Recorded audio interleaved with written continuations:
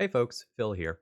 After kind of a lot of debating, I have made the decision to go full-time content creator over the summer. I'm going to be keeping my traditional teaching job during the year, but I'm not going to be doing my normal Latin Academy job this year. In order to kind of make that decision make financial sense and make up for the money that I'm going to be missing by doing that, I have started a Patreon. There's going to be assorted perks for joining that, such as additional written content and exclusive access to some stuff.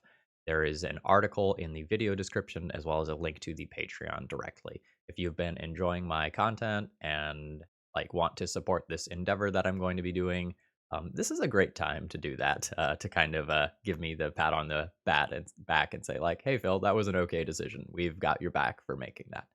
I'll be running this video every day this week, and after you've seen it once, feel free to skip it.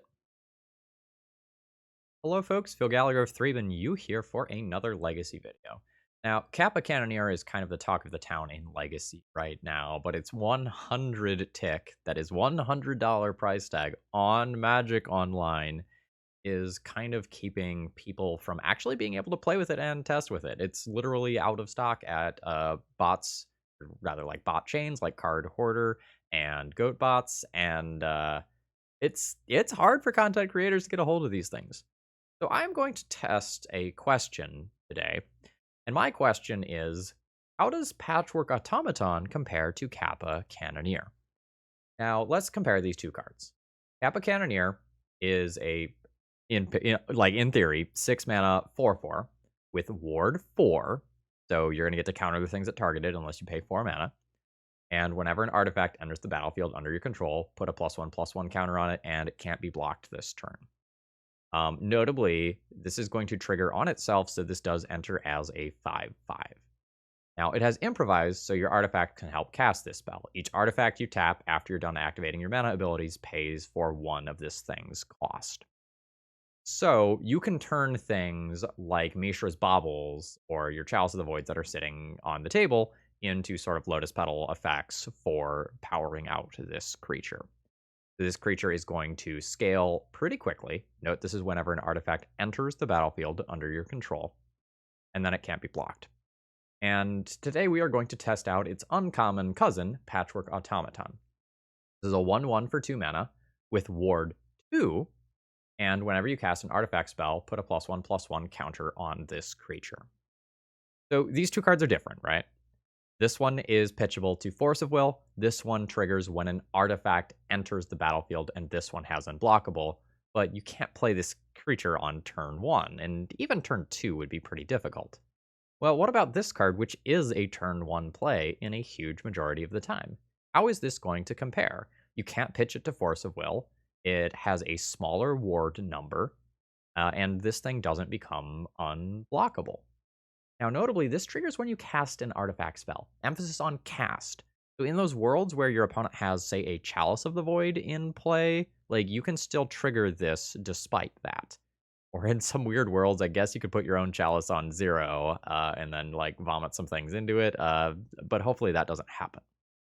So essentially what I've done is I've taken one of the deck lists from the challenges this past weekend. I believe the deck list was by the Mighty Wizbit, and I have straight up substituted 4 Patchwork Automaton for 4 Kappa Cannoneers.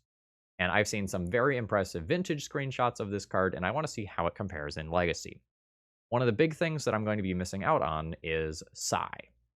So with Kappa Cannoneer, you cast an artifact, you get a trigger from that artifact, Psi triggers, you have another artifact enter the battlefield, and that means that this grows sort of twice as quickly. And we're going to see, is that rate of growth significant here? Otherwise, a lot of what you see here is the traditional 8-cast shell. We have Thought Monitors, we have Thought Casts. We don't have the full 8 of them. This deck list is opting to play a little bit more robust of an Urza Saga package with read them, 2 Shadow Spears, because giving that Kappa Cannoneer, or in my case, Patchwork Automaton, lifelink, should be pretty gross. I don't really have much to say about the sideboard. It's basically Leyline and a pile of counter spells, kind of operating under the rationale that you should be able to beat a fair deck list a good portion of the time, just with things like Giant Urza Saga tokens. Let's see how this plays out. Kappa Cannoneer is busted. How will this little uncommon boy do? All right. Anyway, if you're new here, please consider subscribing if you enjoy the content. And if you're a regular, throw me a like before this video begins. That's the easiest way to support my content for free. Let's battle. Okay, opening hand, Mox Opal, Bobble, then does nothing from there. I think this one has got to be a mulligan, unfortunately. No. No, no, no, no, no, no, no, no, no. Okay, this is a 5-card hand. I'm going to be keeping no matter what. I am always throwing back 1 Mox Opal. I go Saga, Opal, Petal, Lantern. Opal is on. Sacrifice Opal, Petal, play Patchwork Automaton. Or alternatively, I can lead on a Chalice. No, I don't think I can do the Chalice and have this hand be reasonable, unfortunately. Alright. Come on. No, no, no. I have the Soul Guide Lantern in hand. This is bullshit.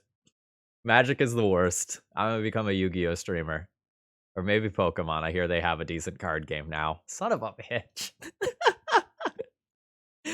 I'm not even mad, though, honestly. Like, there's a cosmic sense of humor here. That's a grief. Do I realistically have outs to this Grizzlebrand once it's in play? Not really. I'm going to concede so my opponent doesn't know what I'm on. Fuck. Alright. Reanimator did Reanimator things. Ley lines in, all these forces in, and probably Fluster and Metallic Rebuke as well. I'm just going to get a refresher here. This is Improvise. Yeah, okay, cool. So essentially, it's 1 blue mana and tap 2 artifacts most of the time. So I have probably 10 cards that I want to bring in. A Shadow Spear can go, a Retrofitter Foundry can probably go, although admittedly Retrofitter Foundry is super cute with Patchwork Automaton. From there, it gets a little harder, right? Because like I have an absolutely giant stack of spells that I potentially want to play. But I need to keep the core of my deck. I imagine some of the like Thought Monitor or Thought Casts are expendable. I imagine I can probably cut a Sigh. Maybe this Pithing Needle is medium. Like, I put it on Grizzlebrand, but if the Grizzlebrand's in play, that's still a pretty big problem most of the time. Maybe I'll get rid of that just because I have so many cards that I, in theory, want to sideboard in. Like, I would still need 4 more cuts here. I'll go down this other Thought Monitor. I go down these Draw 2s. I don't know. Maybe the game is effectively over by the time those matter. How many threats do I have? 4, 8, 9, 10, 11, 12, 13, 14, 15. That's acceptable. Let's sort this by mana value here.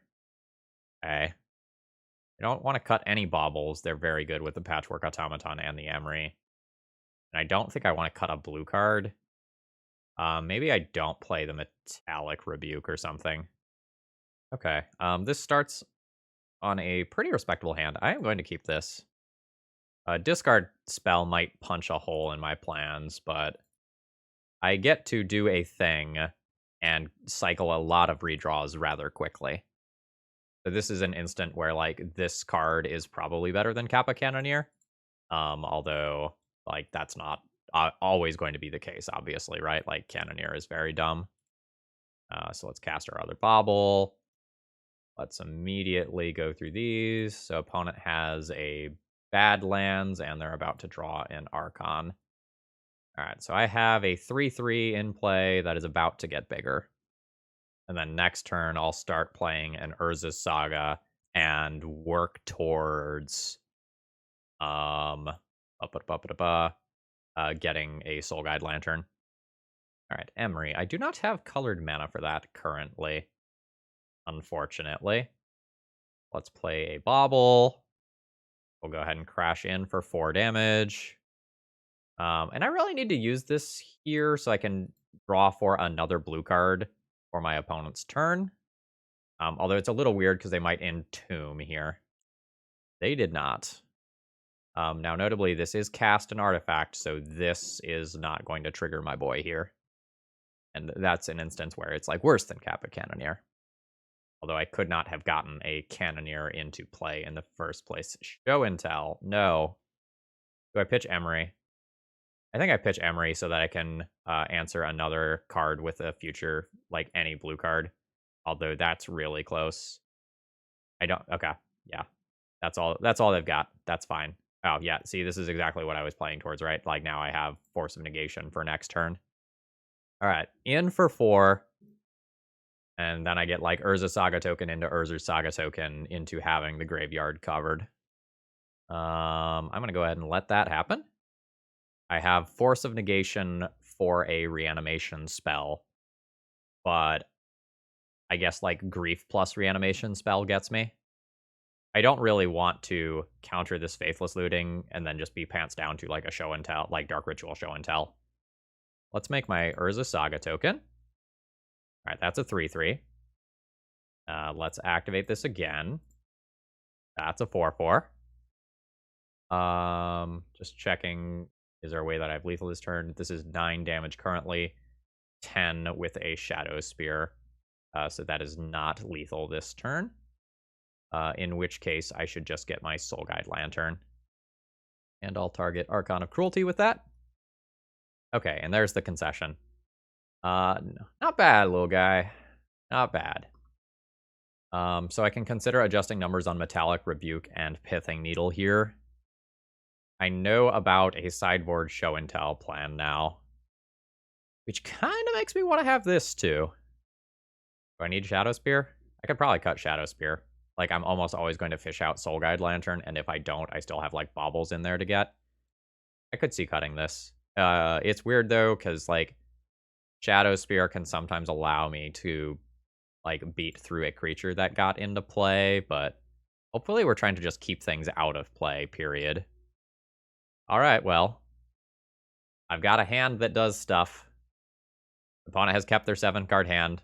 Let's see if Leyline Chalice beats them. I know they have show and tells, though it won't always. Alright, there's a Grief pitching Entomb. So I'm going to lose my Chalice here. And then I'll be kind of left with 2 redraws. Opponent is thinking surprisingly hard about this. Okay, yeah, they ultimately took the Chalice. Alright, and Grief goes to exile because of Leyline. Force of Will's an okay draw. I don't think it matters too much which land I play this turn. Alright, there's a Reanimate. That's a dead draw. And opponent has a Verdant Catacombs as well. So essentially I'm looking to spike a blue card here so that I can play around land show and tell.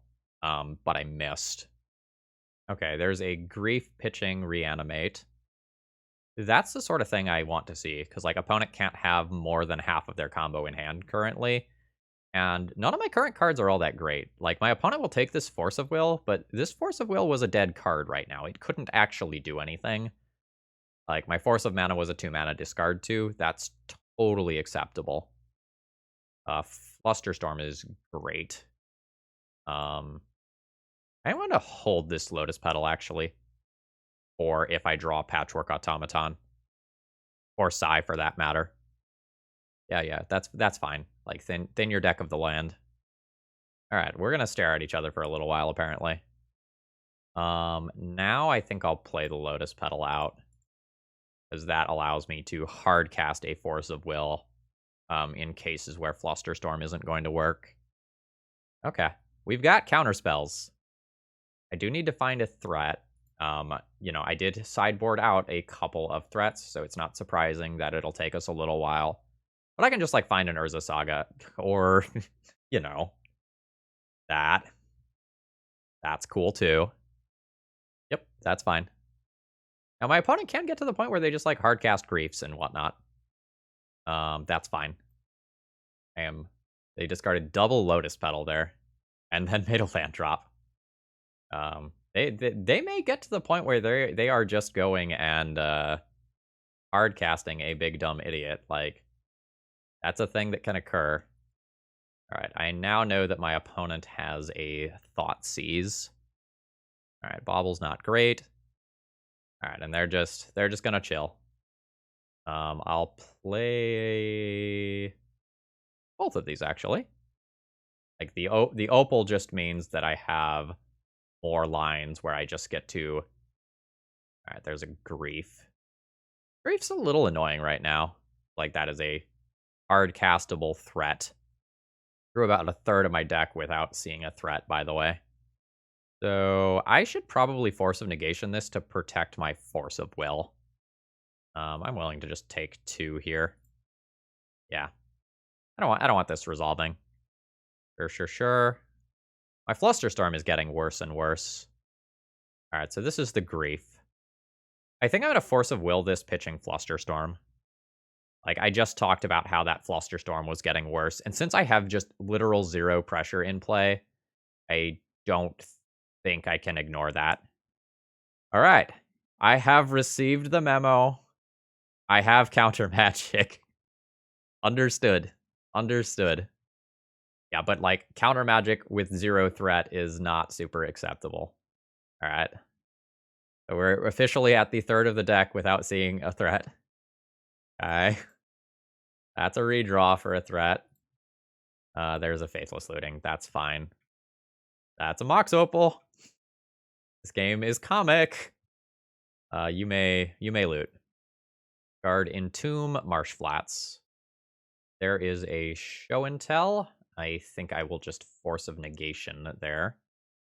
Because, like, we're very much getting into range of my opponent can hardcast some big dumb fatty sometime soon. Sigh! Thank you! Alright. There's 3 mana for Sigh. I should have tapped Mox Opal instead. That's an error on my end. There's a Thopter token. Keep this Mox Opal. Play this Lotus Petal. I still have 5 mana available for Force of Will, so it's not like a massive punt, but I could have had 6 mana available instead of 5. Okay, cool. I'm going to go ahead and crash in for 3 damage. Opponent goes to 14. Cast an Urza's Bauble. Look at a random card in your hand. There's an Animate Dead. That's all fine. Emery is fantastic. I think I'm going to sacrifice 2 artifacts. No, I think I'm good. Okay, there is a Seat. I'm going to go ahead and attack here. If I play Emery, I still very much can have Force of Will mana available. All right, fantastic. I don't need much time to kill my opponent here. Kind of one of the big questions is what do I do with this Emery? I can Chalice on 1, I can Chalice on 3. I can just recur a Bauble and look for more counter magic. Show and Tell gets Force of Willed here. 1, 2, 3, 4, and I think I'll just pay with Lotus Petal here. All right, there's Force of Will. Animate Dead a Sigh. Yes. I absolutely respect the desperation line, by the way. I'll probably kill my opponent pretty quickly. My opponent has used 2 Show and Tells now. 1, 2, 3, 4, 5, 6 mana. They're still a little away from doing some of the more degenerate things. I don't think I need a Patchwork Automaton. Making it so Thoughtseize no longer disrupts my hand if I draw counter magic would be cool. I think I'm going to go for a Chalice here. So there's a Chalice on 1. There's an Urza's Bauble. I'll immediately crack this and look for some counter magic. And I'll swing in with my critters. Opponent goes to 7. Patchwork Automaton. 1, 2, 3, 4, 5, 6, 7. So I'm 1 short of lethal here. Okay, I have gotten the full-on concession. What a weird game. I was starting to sweat it when we didn't draw a threat for so long, I'm not gonna lie. Ugh. Okay, this is a tricky hand, because I have a turn 1 Chalice of the Void that plays it around both Daze and Spell Pierce, but I have no threat and kind of like no action afterwards. I have a lot of really good top decks, and I am on the draw? I think this is a borderline mulligan. I'm going to side on keeping this. And the thing that is making me side on keeping this is that my opponent has already mulliganed once. I think if my opponent kept 7, I would pitch this. All right, so we're probably playing against Blue-Red Delver. In which case, this Chalice of the Void is not super good. I can't get dazed right now. That's the good news. So I don't need to play out my Lotus Petals immediately. Let's cast the Chalice. Fuck. Alright, I expect that I am now dead. I can bobble my way out of this. But I imagine my opponent attacks with a 3/3 next turn. And then, like, between that damage and my Ancient Tomb and the fact that I have no threat currently, I think that combination of things means that this game 1 is just over. My opponent has a Lightning Bolt on top as well. Alright, Urza Saga, though. That's a card that can save this situation, for sure, if I don't get wastelanded. Brazen Borrower goes to the bin, so this is guaranteed 3 types, and a fetch land will be a 4th type, so this thing can start hitting me for 3. Fuck! Fuck! Fuck! Alright. That was the worst land for them to have. I guess I can play Urza Saga this turn and do some work here. Alright, Saga into Soul Guide Lantern. It will probably be hardest for them to get a creature in graveyard, so I'm going to choose to remove that. And now the next question is, do I want to play out any of these other things now while Spell Pierce type cards aren't held up? I think I will vomit these out. I was kind of sandbagging them to potentially play into a Patchwork Automaton a little bit better. But now I think I'm just going to go ahead and put these in play when they are less likely to be countered. And with a Mox Opal on, I do not have to take damage next turn in order to activate this. All right, so Island go. My Urza Saga is going to be getting Shadow Spear, just for the record. Okay, another land. I like that a bunch of people have, like, upgraded basics after recent sets for these, like, new alternate arts. Alright, so opponent had Murktide Regent.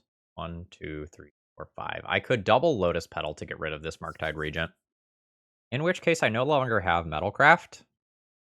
I can also draw with Soul Guide Lantern and try to draw a card.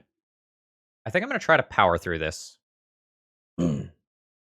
It's only a 5/5?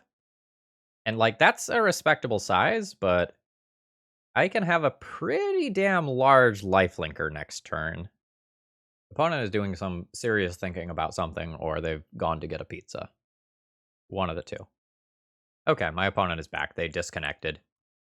So, end step. I will activate this. I have a 5/5. Now, I will activate this again. I have a 6/6. I will grab a Shadow Spear. I have a 7/7. Activate. Equip here. I have an 8/8. And my 8/8 can safely attack in and very much recoup the life that I just lost. And the cool part here is I have a Force of Will so that I can beat something like, say, a Brazen Borrower that would blow me out mid-combat. Or, heaven forbid, that my opponent has a, dress down or equivalent. Nice. Okay, how am I supposed to sideboard? Soul Guide Lantern's kind of medium. It can sometimes stop Murktide, but, like, pulling the trigger at the right time is hard. I really like Pithing Needle for Wasteland. I like that enough that I might play more than one. I don't love Force of Will. Like, my opponent has nice, efficient stuff that they can do. I'm probably going to go down on these. I don't think it's crazy to do, like, Dismember, EE, Pithing Needles, these sorts of cards. So, what is coming out? Soul Guide Lantern's medium. Thought Monitor is probably a little slow for this matchup. Like, if I have enough artifacts to make that discounted, like, I've probably already won in some other capacity. I think I'm going to junk the Lantern. I want the Pithing Needles and the 2 EEs for sure. And so, like, this is my starting point. And then I think I asked myself whether or not I want the Dismembers. Like, the Dismembers still cost me a decent amount of life. That initial life investment is a little less scary if I have double Shadow Spear, though. I think I'm going to go 2 Thought Monitors out. Oh, do I not need to do that? So this is 5 cards out for these 5 cards. Okay. Yeah, if I can still keep 2 Thought Monitors, I think I like that. I guess the next question is, like, is Soul Guide Lantern better than a Thought Monitor? Like, Lantern's very medium.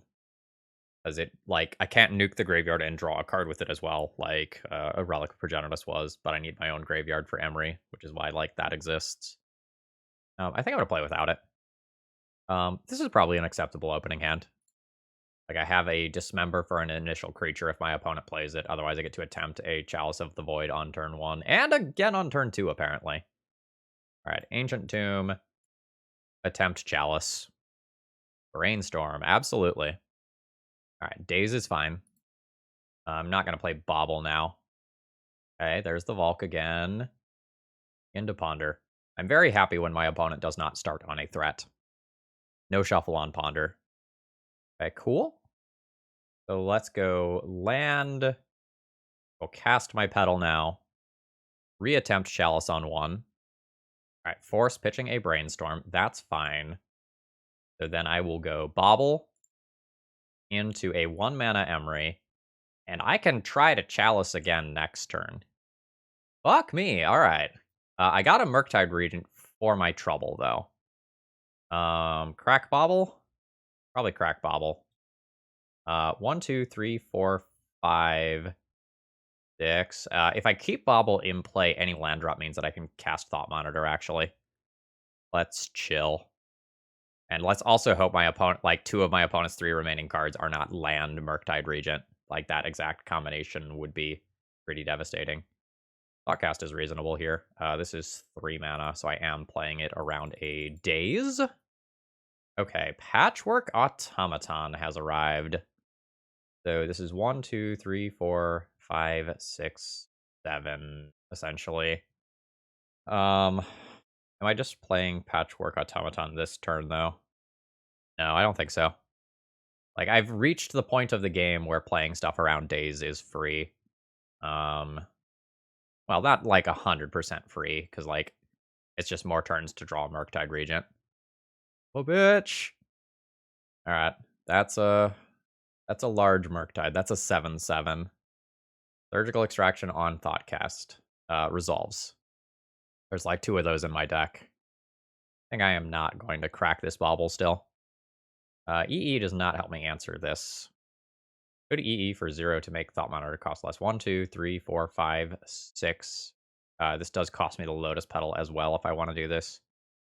So if I play EE on 0, just kind of giving up that card, I can make this cheaper. Actually, I can do this. Patchwork Automaton has its cost reduced by 3.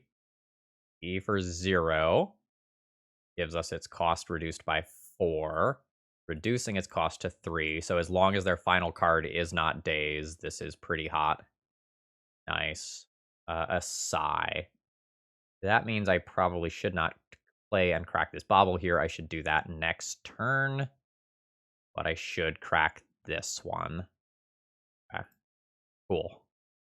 So I have a few angles of attack towards victory. Actually, that's probably actively helpful for me. Honestly, like, making so my Ancient Tomb doesn't hurt me anymore is super dope. Do I take that this turn? Or do I just chump? I think I just chump this turn since I do so much with Sigh on my turn. Just keep that life total high. Yeah, this is gonna be a pretty good turn. I think Sigh is better than Chalice here by a very large margin. In this turn, we do see a major difference between the Kappa Cannoneer and the Patchwork Automaton. The Kappa Cannoneer would be growing twice as fast as this Automaton would. And I am just going to go ahead and junk these immediately. And crash in for 5 damage. So this creature should be damn near unkillable at this point. Like, the Ward 2 makes it very good against Lightning Bolt effects. Meltdown is a brutal top deck with 0 manipulation. Very glad I chump blocked last turn. I'll go to 5. Well, I guess if I didn't. Okay. Difference is actually probably minimal. Now that I think about it, just a touch more. All right. There's a Chalice of the Void on 1, which generates a chump blocker. There's an Urza's Bauble, which generates a chump blocker. This is not going to actually see a card. I would rather just cash this in immediately to have more flexibility on my opponent's turn. And I'll crash in for 1. I can consider dismembering this Murktide Regent and dropping to 1 life if that's something that I decide I want to do. But that seems unnecessarily risky here. I'm just going to go ahead and take my chump block, go to 5. My opponent like played out a land ahead of time or something, like we can talk Kappa. But, you know, like not that Kappa, you know? All right, Lotus Petal for a Thopter. I am fine with doing this. I actively recognize what I am doing, and I am okay with it. There's also a cheeky line where I sacrifice my own Chalice in order to put that thing in play, but I don't know that that's actually good. Nice. Okay, the Murktide Regent is now being held back. I'm good with that. I can sacrifice 2 artifacts to draw a card. Do I want to junk a Lotus Petal and a Thopter to do that? No, that's okay. I'll just work on accumulating a board that beats my opponent here. Aggressive Iteration is pretty good. Back for 3, sacrifice. No. I'll hold back still. I don't want to run into this situation where my opponent has like a random Brazen Borrower type effect that just ends up killing me. Perfect deck building. All right, you got EI. All right, there's an Abrade on the Chalice. That happens. That means my Pithing Needle is live again. Maybe should have sacrificed Chalice and Lotus Petal. Actually. Grr. Okay, what do you got? Okay. There's very few relevant things to name here, as long as that Blood Moon remains in play. I'm still just gonna name Wasteland. Just in case, like, some weird world happens where I draw an EE and get rid of that Blood Moon. Alright, let's call it a turn. Brainstorm's fine. Expressive Iteration is fine. Finding a Wasteland. Okay. I think I will go ahead and activate Psy. So I'm going to sacrifice the Pithing Needle and the Lotus Petal. I don't expect either of those to really do anything at this point. Although I guess the Lotus Petal could technically help Fuel Dismember. What a draw. What a draw.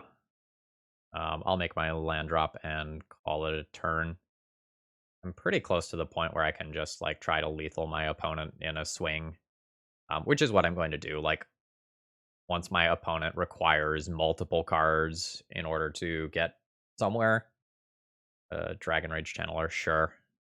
I will potentially... 2 card types, really? Wow. Cool. Hey, a new Chalice. Very much a fan of that. I'll cast that on 1. Alright, it's hit play. I could attack for like 4 here and leave back 2 flyers. Lose 1 in combat. And then try to finish my opponent the next turn. I feel pretty comfortable doing that with a Chalice on 1 in play. Alright. Opponent's on 4. I'm trying not to give my opponent too much time to find, like, a Meltdown. I don't know how many they're playing. But, like, that's one of the things that potentially can beat me from this board state. Alright, there's no attacks. Shadow Spear. Okay. If I attack with everything, one thing going wrong messes me up, right? So I could just, like, attack for, like, attack with 3 of them, trying to deal 2 damage this turn. Or I can just wait 1 turn and try to lethal my opponent that way. I think I'm fine with that. I'll take my new Thopter. And we'll just potentially do this again next turn where it's safer. So they get a Dragon Rage Channeler Scry. Which notably can... Yep, okay. There is the concession. Alright. Bit of an odd game. Sai did absolute serious work there. We're 2-0 now. So I'm on the play with 2 Patchwork Automatons and an Urza Saga. This is fucking pod racing, folks. Absolute fucking pod racing. Let's fucking go. So the real question here is, like, do I play my baubles on turn 1? Or do I hold them until turn 2? I think I hold them until turn 2. Then I get to trigger both of these things. And the ward makes it so that I don't expect this thing to just die. The reason to play the baubles out now is to try to draw a Force of Will in case my opponent is playing a degenerate combo deck that can win on turn 1. Don't do it, don't do it, don't do it, don't do it, don't do it, don't do it, don't do it. Don't fucking do it. Changeling Outcast. Okay, we're playing against ninjas. Everything's fine. You can't block me. I'm a big boy. Holy fucking shit. Oh my god. Alright. 2 mana. Patchwork Automaton. Patchwork Automaton grows Patchwork Automaton. Lotus Petal. Yes. Yes. You might not like it, but this is what peak performance looks like. Alright, so it's turn 2. I have 9 power in play, and an Urza Saga that is paired to do disgusting things, plus 2 redraws to also do disgusting things. Murderous Cut, you say? Would you like to, Murderous Cut one of my Ward 2 creatures? I wouldn't mind. Alright. Murderous Cut, super cool with Yuriko, by the way. Like, shit, all shit talking that I'm doing aside, like, Murderous Cut hitting for 5 off of Yuriko is super relevant. Okay, it is just a Moon Circuit hacker. That's fine. Chromox is, some interesting tech. Yeah, sure. Alright. So, am I playing Sai or activating Urza Saga? Both are obnoxious. So I have 11 damage this turn. I think I very much have lethal next turn, kind of one way or another. I think I'm gonna play Sai. Do I play Sai using Lotus Petal so I don't take 2 life? I probably do, actually. Alright, there's Sai. Here's a Bauble. I get 3 triggers off a Bauble. Sure. Opponent is not to, like, Murderous Cut mana yet, so they could, like, Fatal Push Sai. Which they do. Okay, though, because I still get a creature out of this at the end of the day. Okay, there's my counters for my automatons. And let's take a quick peek. Another Moon Circuit hacker. That's fine. Eat 11. Opponent goes to 3. Island is fine. Opponent needs, like, some Snuff Out type cards, but, like, Snuff Out is kind of a bad example because opponent is now at 3 life, right? Changeling Outcast comes in. That's fine. No ninjutsu. I think I'm just gonna make a construct. Like, there's things that can happen. The Retrofitter Foundry can just immediately turn the Thopter I have into a 4/4. That's kind of cool. Shadow Spear is also pretty unbeatable here. So I'm just gonna grab that. And we'll go Bobble. Either one of these things connecting is already a kill. Yeah, I think I'm just gonna put this on a Thopter. As weird as that looks. This just makes it so my opponent has to chump block 1 Patchwork Automaton, spend all their mana removing the other, and then they are still at 1 life and can't fetch again in the future. Alright, that is a Fatal Push on one of the automatons. That's fine. Opponent goes to 1. Actually, if it's going to cost them 3 mana to do that, I guess I could have just... No, if I equip to one of the automatons, they just Fatal Push that one and block the other one, and like I end up doing 1 less damage. No, I like my line. I absolutely get in there for 1. There's the other Moon Circuit hacker. That's fine. And like now my opponent has to deal with 3 different lethal threats. That can't block. I imagine we're done. How much does this cost right now? This costs 3 right now, so I can make it cost 2 by playing a Chalice of the Void first. Oh, right. Have to click on this. All right, there's a Chalice of the Void. My boy gets bigger. There's a Thought Monitor. My boy gets bigger. I draw 2 cards. Bobble. My boy gets bigger. Sacrifice this. Another Moon Circuit Hacker. That's fine. Battle. 3 different lethal threats. I don't think there's any way for this not to be lethal. I respect the fetch there. I absolutely respect the fetch there. Go out on your own terms. I have some weird sideboard options here, in that, like, Pithing Needle is something that can shut off ninjutsu. That's a thing that exists. So, starting with what I don't really want, I don't super want Force of Wills. I don't super want Soul Guide Lantern. I think that gives me Dismember and either EE or Pithing Needle. Neither one's, like, super amazing. But I don't think I need to fight against my opponent via counter spells. I think I just need to, like, not just fall behind an infinite wall of counters and die. And if I can control my opponent's creatures, I think that's good. That probably means playing EE to just, like, sweep a bunch of 1-drops or 2-drops in some cases. The second color is hard, not impossible. I'm gonna play EE. There's also some worlds where an EE answers like an opposing Retrofit or Foundry. That's just a major pain in the ass. This is a very good Emery hand that will then just redraw a bunch of cards. I think this is going to be fine. See what my opponent can do being on the play. Oh, no 1-drop. I am good with that. I think I play 2 baubles here, and then go ahead and attempt a 1-mana Emery. Okay, nice. It has resolved. Thought Monitor's in graveyard.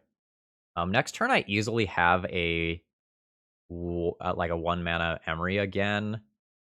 So I think I'm going to go ahead and cycle 2 of these baubles right now, but keep the third. Yeah, I think I'll keep the third. I want to have some flexibility to, like, replay 2 artifacts, like go Seat, Bauble, Emery, in case my Emery gets wastelanded with one of my opponent's mana. Or sorry, in case, like, there's a scenario where I both eat a removal spell and a wasteland. That's not going to happen now that my opponent has fetched Island. I don't think. Okay, mediocre draws. That's fine, though. See what my opponent is up to. Baleful Strix? I saw that last game. Murderous Cut? Yeah, Murderous Cut is totally fine. Okay, slight change of plans here. So we're going to go Ancient Tomb, Bauble, Bauble. These are just resolving just so very quickly right now. Chalice on 1 into new Emery. Nice. Emery finds all sorts of goodies. I am just going to go ahead and... actually, do I have no Force of Wills? I have no Force of Wills. Let's stagger these. So I know my opponent's drawing a land here. Chalice is totally reasonable. Yep. That's fine. What do you have for me? Okay, just straight up hard cast a Yuriko. That's fine. Let's take a quick peek. A Brainstorm on top. So that's a dead draw for my opponent. Okay, so the big thing I have to do here is decide what I'm playing from the graveyard. If I play the Seat, I have 1, 2, 3, 4 artifacts, meaning that this costs 3 mana. I could also just play a Patchwork Automaton and get that going, and then, like, start Thought Monitoring next turn. I honestly think I like that. Like, I want my scaling threat. Land, Automaton, cast Bauble to grow it. Look at a random card in your hand. A Moon Circuit Hacker. And I think I am going to go ahead and just put a redundant Chalice on 1. It increases my artifact count in addition to just growing the Patchwork Automaton. Opal's not crazy good, but, like, basically every artifact that I draw is pretty threatening right now. It's also just, like, exceptionally hard for my opponent to remove this with a Chalice in 1 in play and, like, the ward that is just kind of innately on this card. Oh, let's go ham, folks. Here we go. 1, 2, 3, 4, 5 will be 6. Making a Thought Monitor cost 1. Tap this. Target Thought Monitor. Thought Monitor for 1 mana. Draw 2 cards. Oh, yeah. I will Thoughtcast for 1 mana. Oh, we're going. We're going. This is disgusting. Okay. Land drop. New Patchwork Automaton. Is worth it, I believe. 3 mana Sigh. Lotus Petal. Riggers. Yes. Yes. Yeah, okay. So, like, this idea was pretty legit, and my opponent doesn't have a good draw this turn. Nice. 8. I send in for 8. Opponent eats it. Absolutely. Do you have a blue meltdown over there? Absolutely respect it. Absolutely respect it. It's really just a flex move here, because this lets my first chalice counter the trigger of my second chalice, so the second chalice doesn't do anything. Opponent is a goddamn master. Like, this is just a masterclass in how to concede. Absolutely respect the hell out of it. GG's. And we're up to 3-0, folks. Like, is this trophy time? Are we trophying? It feels like we're trophying. All right, round 4. How we looking? Good.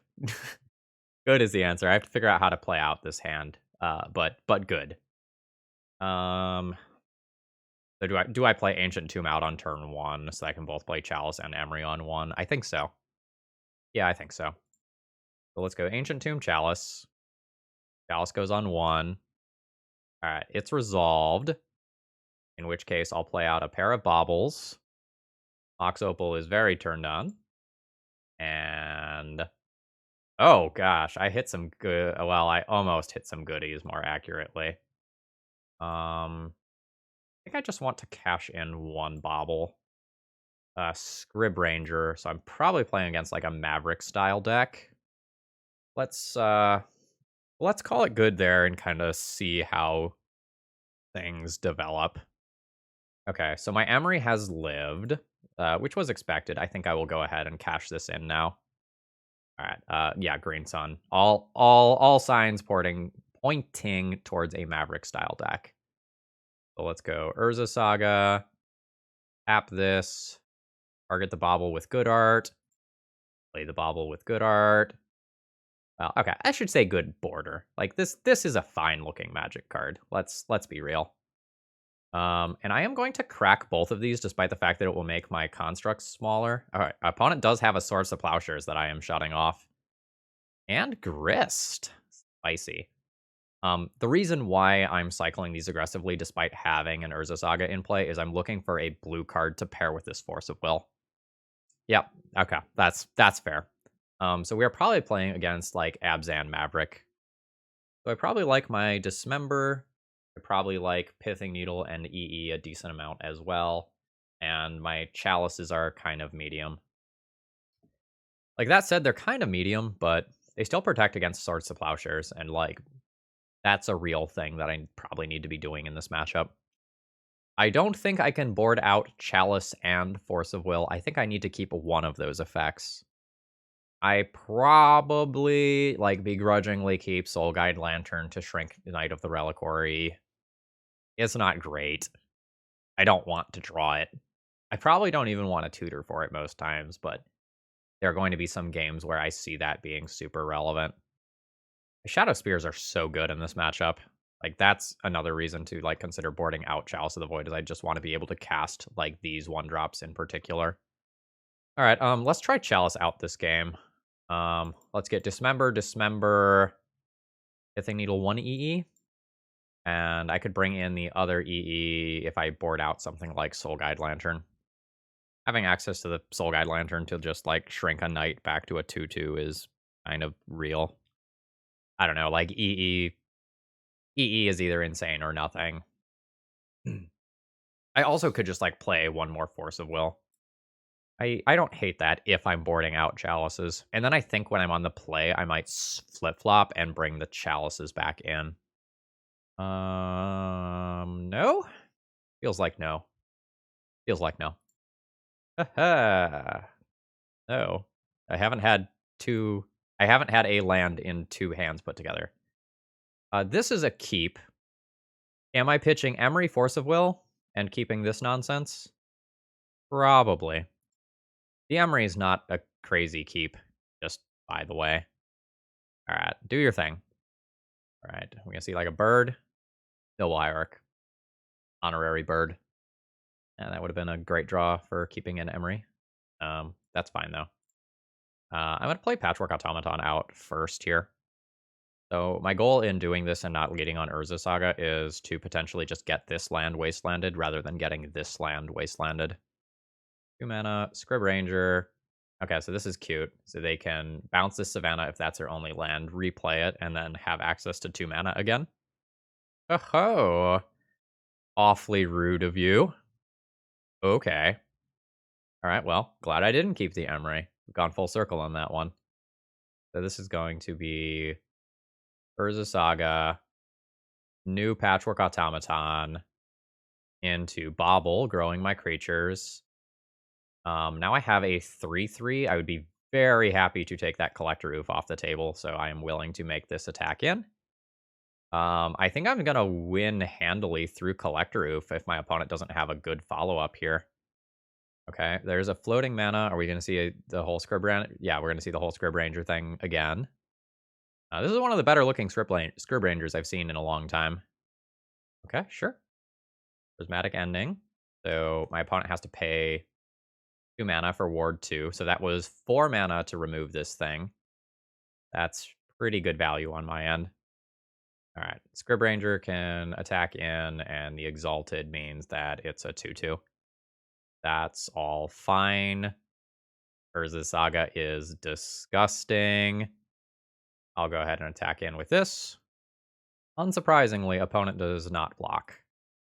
I will play a new Urza Saga and call it a turn. This is a board state where the Kappa would be better, because like my Urza Saga tokens entering the battlefield would trigger in a way that this doesn't. All right, 2 mana, Scrib Ranger Trick, Scrib Ranger Trick, replay, Endurance, absolutely. You may target my graveyard. So Scrib Ranger attacks in for 2 damage, and I'll see if I can kind of aggro my opponent down with these Urza Saga Construct tokens. Excuse me. All right. I am definitely activating this one. All right. They're 4/4s. Seems like opponent has a Swords to Plowshares for this token. Yes. That's fine. I'll probably just grab a Pithing Needle for Wasteland here. Actually, I could Pithing Needle Scrib Ranger. That's kind of gross here.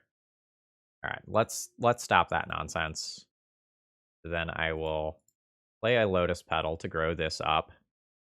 Play a new Ancient Tomb. My 3/3 can't safely attack this turn. We'll hold that back. A Prismatic Ending, absolutely. Okay, my opponent finally made their second land drop. Scavenging Ooze. Not bad at all. Although there aren't actually any creatures in graveyard. Sure. This brings me to 10. I think I'm supposed to continue to activate this. I'm dealing a lot to myself with Ancient Tombs in a way that I don't really like. But I probably don't win without activating this again. Collector Oop doing a decent job here of messing with me. So I probably get another Pithing Needle and just name one of my opponent's onboard cards. I think I'm going to name Scavenging Ooze. All right, let's shut that off. Play Mox Opal. Attack 1? Probably just attack with the 1. All right, opponent goes to 5 for that. I'm not going to just show my opponent my last card here. I feel pretty confident that I want the Chalice on the play rather than Force of Wills. Like, because the only reason my opponent is in this is because they had triple removal spell. I mean, like, let's not discount the Collector Oof either, to be fair. All right, a Green Sun for 1. Yeah, that's where I thought that was going. So that just turns Scrib Ranger into a 2-turn clock. Making it pretty difficult for me to win. So I have 3 different lethal threats that I can attack with, but my opponent just blocks with... I wish I could cast this Retrofitter Foundry without tapping an Ancient Tomb. All right, gotta try it. Cast Retrofitter Foundry. That increases the size of these. Send in with these. Like, if this is an island, I'm in so much better shape. Okay. So I obliterate my opponent's board, but then I'm left unable to activate this Retrofitter Foundry to produce another blocker, and I'm dead on board. All right, so like Force of Will helps stop Collector Oof. Chalice of the Void helps stop Swords to Plowshares. How do I want to approach this? This is a time where having more reps would be super nice. I think on the play, I'm going to respect the power of Chalice of the Void at stopping Mana Dorks and Swords to Plowshares, as well as just Prismatic Ending for X equals 1. This ain't it, though. This hand kind of does nothing. Like, it gets 2 redraws to play Chalice on turn 2. I can do better than this. Yeah, this qualifies. I think I'm going to put back Seat of the Synod so that I can have Island for if Collector Oof hits play. Although maybe that doesn't actually matter all that much, and I should just keep my artifact count as high as possible. Yeah, maybe I keep my artifact count as high as possible, because I'm trying to just win this game off this Urza Saga, right? Yeah, I think I am leaning into this Urza Saga just, like, as hard as is humanly possible. So we're just gonna shut off Wasteland here. Ha ha! I'm a genius. All right, so this is just going to be Ancient Tomb, so I can start activating Urza Saga immediately. Okay, Tropical Island does not cast Prismatic Ending. All right, there's Collector Oof, sure. All right, so I will activate my Urza Saga. I'll draw a card. I think I'm just leaning in here. Activate Urza Saga again. Search for a card. Pithing Needle. The other one is in my hand. Okay. If Collector Oof leaves play, I think I want to have Shadow Spear in play. Let's go Shadow Spear. Everything's a 4/4. Everything's a 5/5.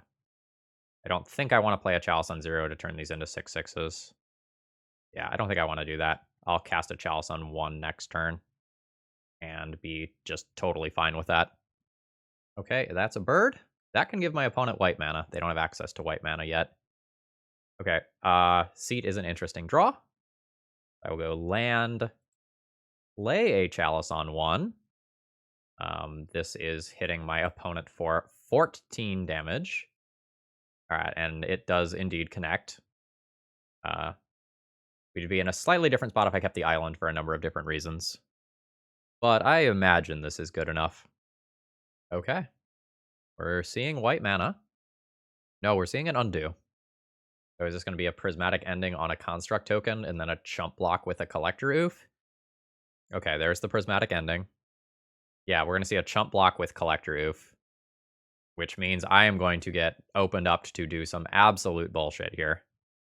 Oh, yeah. Goodbye, Mr. Oof. Hello, Sai. So now my blue mana is unlocked, meaning that I can do this nonsense and also play a 1 mana Emery, which opens up baubles in my graveyard. Yeah, there's the concession. We're now 4-0, and we're playing for the trophy, folks. Get hyped. All right, we got paired against a decent end boss. I believe this is Jarvis Yu. So I can go... my hand is going to be a keep. The question is, like, do I play Urza Saga on 1, or do I just play Emery on 1? Do I play Chalice on 1 at that? Chalice on 1 has some pretty high upside here at protecting these cards if it works. I think I'm going to go for that. Go for a Chalice on 1 here. And I think I'll chill now. Jarvis's range is really wide. I was about to say, I hope he's not playing one of the land-based strategies, though. Because Wasteland is pretty good against what I've got going on here. Okay, this is going to be rough now. So I think I'm actually going to use this to look at the top card of my own library here. And see if it's a land. It's a Mox Opal. Test, audio test. Okay. Sorry, I disappeared for a second. All right, I'm going to play this out still. I think I'm in bad shape. Fog is acceptable. Makes my Emery worse. That's not really what I'm looking for.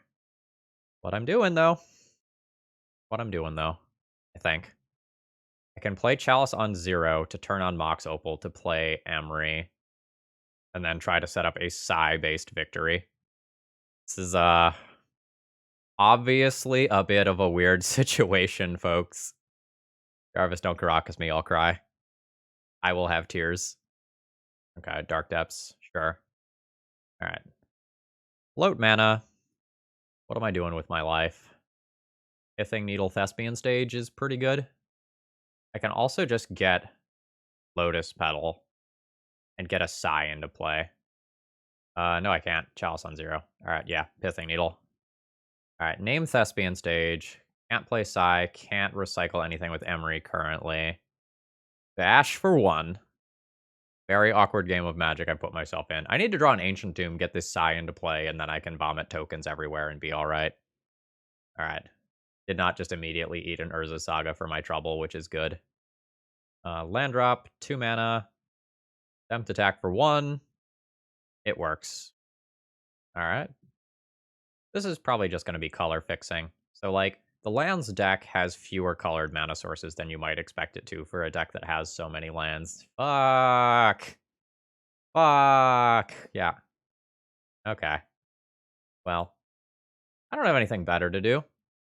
We're going to try to get, like, a 2-drop into my graveyard. This is a little comical. Okay. Grove is scary.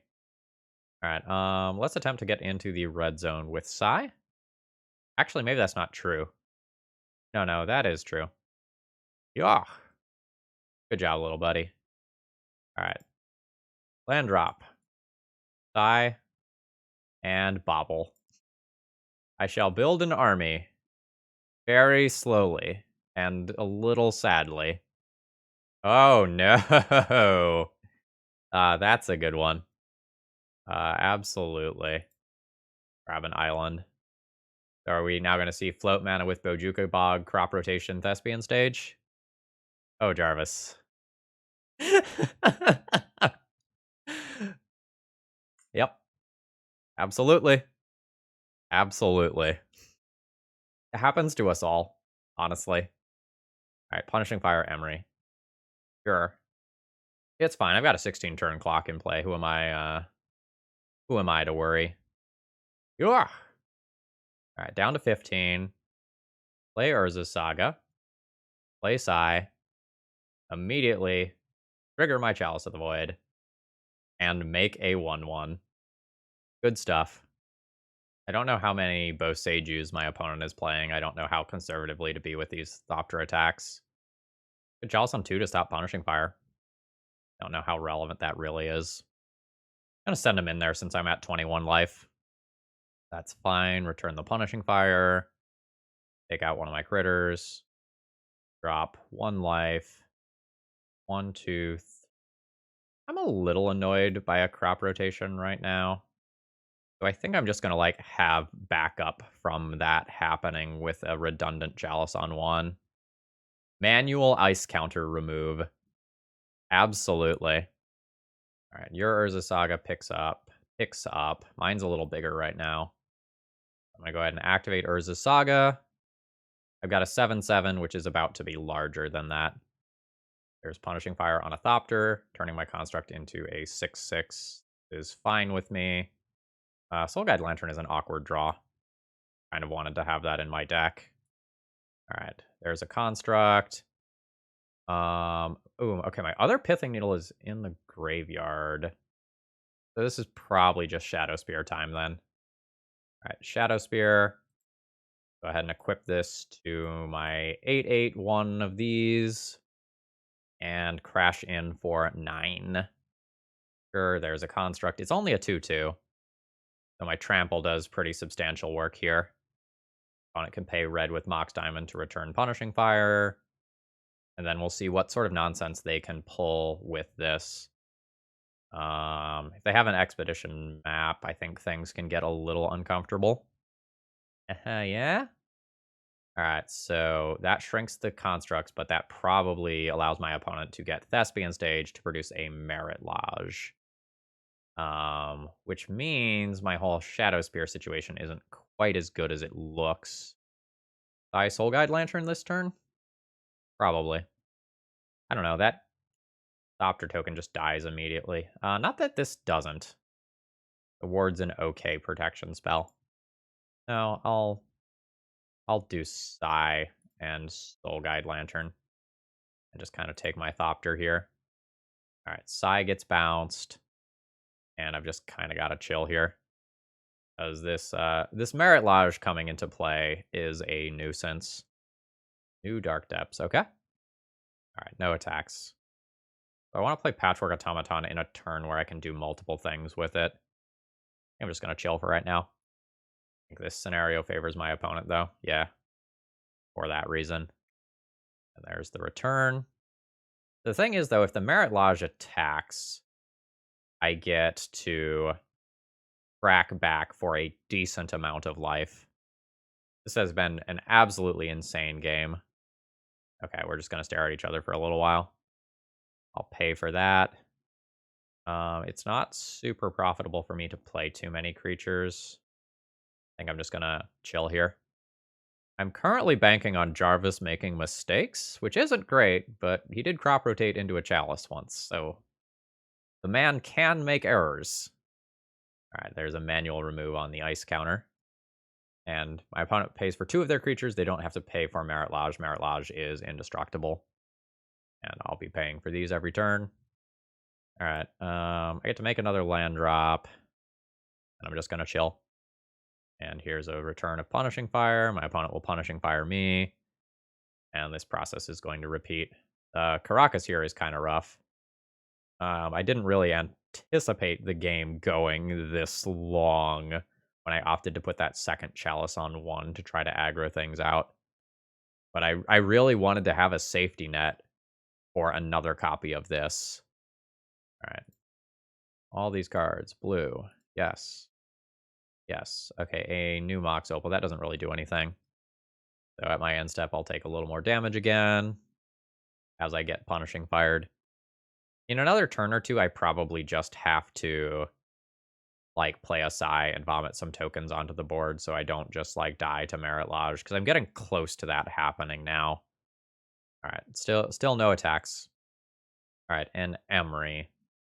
A reasonable draw when combined with Psy, but, you know, I don't have the mana to do both, unfortunately. Let's make some Thopters, though. Cast Psy, make a Thopter, get bounced, and then I'll just kind of let the stack clear and call it a turn. So essentially, this makes it so that my opponent will use 1 Punishing Fire on a Thopter. Yep. Although, if I'm being totally honest, I think they're supposed to just target me and leave the Thopter there and make me pay for the Thopter. Is it going to be another turn of just go? There's a new Thespian stage, meaning another Dark Depths can come in. Yeah, that's bad for me. So that means that this Merit Lodge can attack in, and my opponent can have another defensive Merit Lodge. At this point, I think I'm beat. I can try to, like, wiggle and stay alive for another turn or so, but I think the tide has turned. That was an awesome game of Magic. How do I want to board? Like, my opponent didn't play a Life from the Loam that entire game. And so, like, it's very reasonable for them to play games without Loam, or rather, like, even without the Graveyard, like we saw there. I don't think my Force of Wills are super good. I 100% want another Pithing Needle. Like, if I can Pithing Needle Caracas, then my Psy and Emery can do much more work than they got to do that game. My Chalices are medium. Like, Chalice on 1 has some text. Chalice on 2 has some text. Chalice on 0 has some text. Maybe I just get rid of Chalices. Like, if I get rid of Chalices, I can play EEs for their Moxen. Wow. I guess this sweeps a lot of my shit too, huh? Yeah, maybe I can't realistically do that. I'm good with Force of Negation. I don't know if I'm actually supposed to play Ley Lines. I wouldn't mulligan to a Ley Line. Maybe Chalice is better than EE. I also could just, like, Dismember to get my opponent's Urza Saga Construct tokens out of the way. That's not crazy. Phallic Rebuke is also, like, not crazy. Alright, I'll stick with Chalices on the play. Like, shutting off crop rotation so that my opponent doesn't have as many just, like, easy ways to just get quick crop rotation combo is pretty good. Alright, how we looking? There's a good portion of the time where this hand is quite good. I'll keep this. I don't think it's insane, but I'll keep this. All right. Ancient Tomb, Chalice, Bauble, Bauble. I am going to go ahead and crack both immediately so that I have more draws at hitting Force of Negation just on the off chance that my opponent does hit a crazy loam-based hand.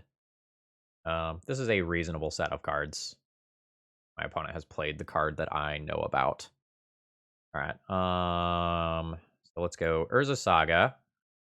Ooh, I think I'm about to hit a Force of Vigor. I am. So if you'll notice here, this is while that ability is still on the stack. So this does not yet produce a mana. That means my follow-up is probably going to be Lotus Petal, Bauble, and now I can go ahead. I want a Thoughtcast or Emery? I think I want an Emery. I'll Emery. Lots of good stuff in the graveyard. Unsure if I want to Bauble yet. Just play. Cast. I can get blue mana that way. I think I'm going to hold the Bauble here. Like, I have 2 things that require me to have more mana in play. All right, Bauble is reasonable. I'll go ahead and tap this. I think I'm going to just Chalice of the Void this turn. Cast a Chalice on 1. And I think I will continue to hold the Baubles. Fuck. Okay.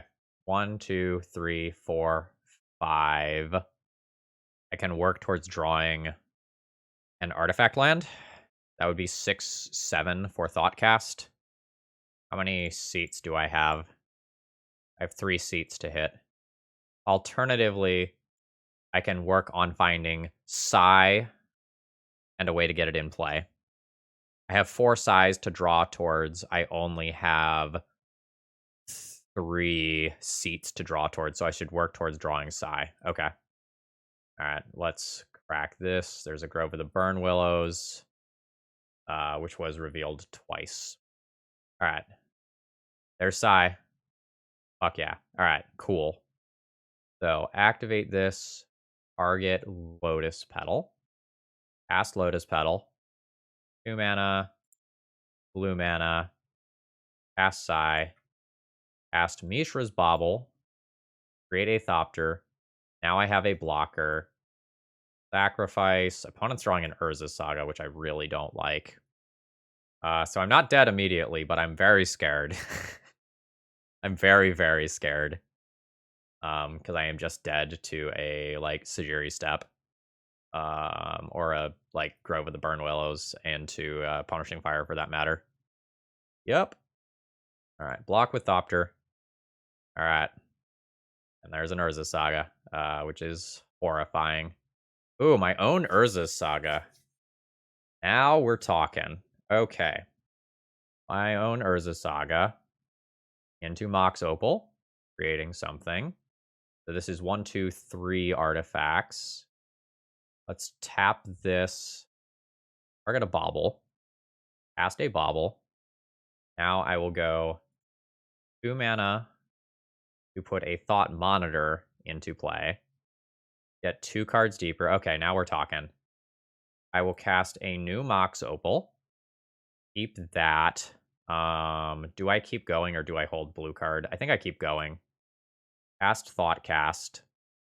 Yeah, and this is why I keep going. I do think I want to do this. Crack that. Urza Saga. Back for 1.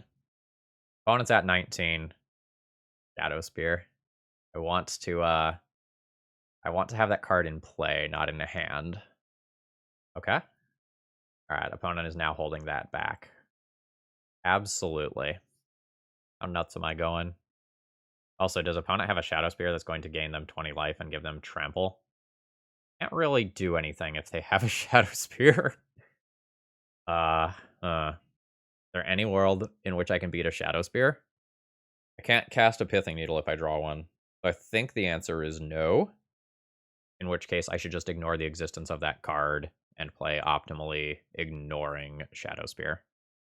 Okay. I'm going to go 2 mana Patchwork Automaton. Activate Emery. Target a Lotus Petal. cast Lotus Petal, triggering my assorted permanents, and leaving me with the ability to activate an Urza Saga if I need to. I am okay with shipping in with all these flyers. Oh, this doesn't have a color, does it? That's neat. Okay. Yeah, colorless. Okay. Yeah, that's fine. Opponent goes to 14. They'll create a construct. All right, there is the floating of mana. I am going to go ahead and make a construct in response. Okay, it is an expedition map. See what he can get. Tabernacle. Don't love that. Sphere of resistance. I am going to go ahead and just force of negation that. Let's not mess around with that. All right. All right. This is all sorts of annoying for me. So, okay. Think I'm going to go ahead and pay for that construct. Say no to my various Thopters. No for the Automaton.